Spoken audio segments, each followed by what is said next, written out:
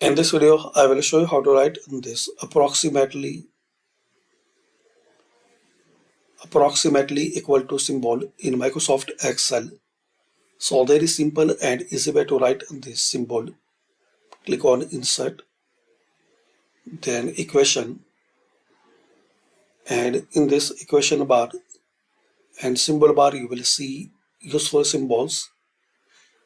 Select here approximately equal to.